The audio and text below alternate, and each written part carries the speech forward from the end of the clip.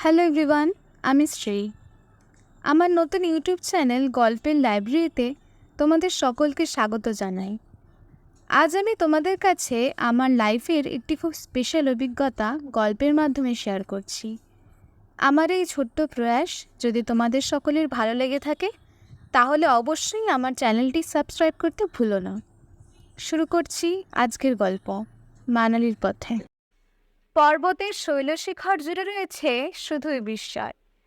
পর্বত চিরস্থির হয়েও মানুষের মনকে গতিশীল চঞ্চল করে তোলে। গ্রীষ্মের প্রখর তাপে চারিদিক যখন রুক্ষ শুষ্ক, প্রচণ্ড দাবদাহে কর্মচাঞ্চল্য, জীবনের গতি ধীর স্থির, পথশ্রান্ত মানুষ বিশ্রামের জন্য আকুল, এমন দিনগুলি পিছনে ফেলে চলেছি এক অজানার সফরে। 20 মে 7:55 হাওড়া থেকে কালকা মেলে রওনা হলাম। দুরাত্রি ট্রেনে থাকার পর 23 মে সকাল 5:30 কালকা স্টেশন পৌঁছালাম। সমতল থেকে গাড়ি ক্রমশ পাহাড়ি পথে চলতে শুরু করলো। সামনে মাথা উঁচু করে দাঁড়িয়ে আছে বিশাল বিশাল পাহাড়। সমুদ্র আমি অনেকবার দেখেছি, অবিরত ঢেউয়ের আনাগোনা, দিবারাত্রি তার সৌন্দর্য আমাকে অনাবিল আনন্দে ভরিয়ে দিয়েছে। কিন্তু আজ মৌনগিরিরাজকে এমন সামনে দেখে প্রত্যক্ষ করব তা আমার স্বপ্নাতীত। চারিদিকে শুধু পাহাড় আর সবুজের সমারোহ। কিছুক্ষণ পর দেখতে পেলাম কুলুকুলু শব্দে বয়ে চলেছে বিয়াস নদী। নামের মধ্যে রয়েছে তার শান্ত স্নিগ্ধতা, কিন্তু স্বভাব তার চঞ্চলা। গাড়ি চলার সাথে সাথে নদীও বয়ে চলেছে তার আপন খেয়ালে, আর আমি তার সৌন্দর্য দুচোখ ভরে দেখে চলেছি। একসময় আমরা মান্ডি পৌঁছালাম। বাইরে রোদ ঝাঁঝা করছে, গরম হাওয়ায় সকলের শরীরই ক্লান্ত। মান্ডি জায়গাটা অতিরিক্ত ধুলোয় ভরা, পাহাড় কেটে রাস্তা হচ্ছে। বিশ্রামের জন্য গাড়িটা একটি ধাবায় থামল। ধাবার চারিদিকটা নির্জন প্রান্ত।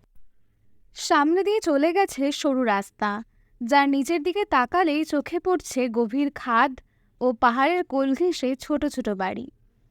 এখানে কিছু জলযোগ সেরে আবার যাত্রা শুরু করলাম। সামনে শুধুই পাহাড়, জানান দিচ্ছে এগিয়ে চলো, আমি আছি। রাত 8টার সময় আমরা সেই বহু প্রতীক্ষিত মানালিতে পৌঁছালাম। আমাদের হোটেলটির নাম হাটিম্বা প্যালেস। হোটেলের চারপাশটা ছিল ভীষণ সুন্দর। সেদিন রাতের খাওয়া দাওয়া সেরে সকলেই ঘুমিয়ে পড়লাম। পরের দিন অনেক ভোরে ঘুম ভাঙল। জানলার পর্দাটা সরাতে আনন্দে বিস্ময়ে চিৎকার করে বললাম, বরফ! বাইরে ঝকঝক করছে নীল আকাশ। পুরো পাহাড়টা আমার জানলার ফ্রেমে ধরা দিয়েছে ছবির মতন। ধবধবে সাদা বরফ পাহাড়ের উঁচু শৃঙ্গে, তার মধ্যে সূর্যের আলো পড়ায় মনে হচ্ছে পাহাড়ি কোনো মেয়ে রূপোর গহনা পরে সুসজ্জিত। আমি নির্বাক, অভিভূত। সেদিন আমরা হিড়িম্বা টেম্পল দেখতে গেলাম। অপূর্ব সুন্দর কাঠের কাজ, চোখ ধাঁধানোর মতন। পাশেই রয়েছে বনবিহার, পাইন দেবদারুর মতো কত গাছের সারি। হঠাৎ খুব জোরে হাওয়া বইতে লাগলো, ঝিরঝির করে বৃষ্টিও পড়ছিল।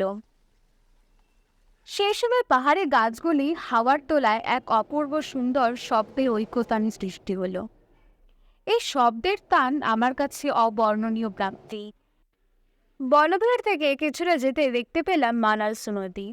উত্তাল স্রোতের মধ্যে রিভার ক্রসিং দেখলাম। বিকেলে মেলে গেলাম। সব রকম দোকানপাটে মেলটা বেশ জমজমাট।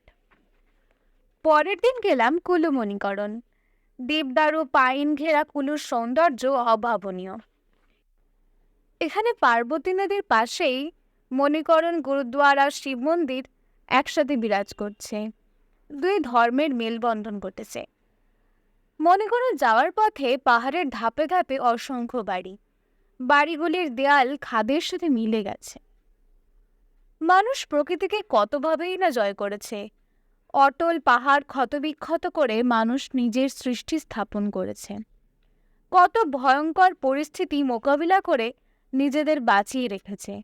তাই ঈশ্বরের সর্বশ্রেষ্ঠ সৃষ্টি মানুষ। আমাদের ভ্রমণের প্রথম ও প্রধান আকর্ষণ ছিল রোটাং পাস। 25 তারিখ গাড়ি ছাড়ল রোটাং পাসের উদ্দেশ্যে। বাইরে জোরে বৃষ্টি পড়ছে।